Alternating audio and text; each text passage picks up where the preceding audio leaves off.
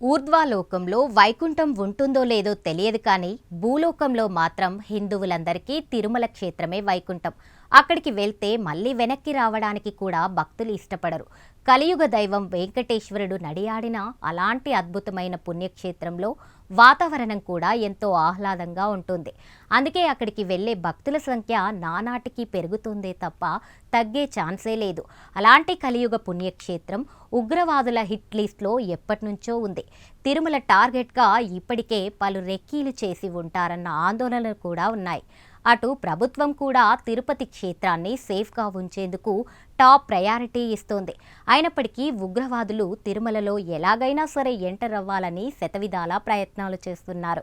ఈ క్రమంలో ఏదో ఒక బ్యాడ్ మూమెంట్లో మన సెక్యూరిటీ కళ్ళుగప్పి ఏదో రూపంలో టెర్రరిస్టులు ఎంటర్ అయితే ఎలా అన్న ఆందోళనలు తీవ్రమవుతున్నాయి. హైదరాబాద్కు చెందిన డాక్టర్ అహ్మద్ మొహియుద్దీన్ సయ్యద్ అనే టెర్రరిస్ట్ ఆముదం గింజల నుంచి తీసిన ప్రాణాంతకమైన లిక్విడ్ని ఉపయోగించి హిందువులను సామూహికంగా చంపేందుకు ప్రయత్నిస్తూ దొరికిపోయాడు. ఆ ప్రయత్నంలో ప్రాణాంతకమైన బయోకెమికల్ వెపన్ని కూడా తయారు చేశాడని గుజరాత్ ఏటీఈస్ ఐడెంటిఫై చేశారు. ఆ లిక్విడ్ను రైసిన్గా గుర్తించారు. ఈ రైసిన్ అనేది సైనైడ్ కంటే కూడా 6000 రెట్లు అధికంగా పనిచేస్తోంది.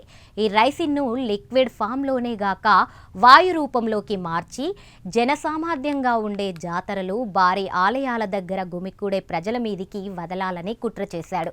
ఇక వాటర్ రూపంలో తయారు చేసిన రైసిన్ను వాటర్ ట్యాంకుల్లో కలపడం, ఆహార సప్లై సంస్థలకు అప్పజెప్పి ఆ విధంగా మాస్ పాయిజనింగ్ ద్వారా ప్రజల్ని చంపడం అనేది ఇందులో దాగిన కుట్రగా పోలీసులు తేల్చారు. ముఖ్యంగా హిందువులు వాడే ప్రసాదాల్లోకి ఆ లిక్విడ్ని ఎక్కించాలనే కుట్ర పన్నడమే ఇప్పుడు హిందువుల్లో ఆందోళన రేపుతోంది. లక్షలాది మంది హిందువులను ఒకేసారి చంపాలనేది అహ్మద్ మొహియుద్దీన్ అసలు కుట్ర.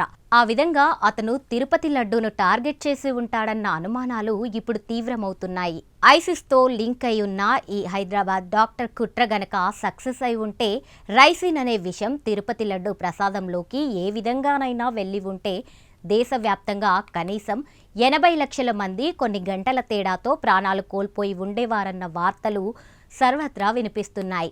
ఇంటెలిజెన్స్ ఏజెన్సీలు అప్రమత్తంగా ఉండడం వల్లే అలాంటి పెను ప్రమాదం తప్పిందని ఈ విషయం లోతుపాతుల గురించి తెలిసిన నిపుణులు అభిప్రాయపడుతున్నారు.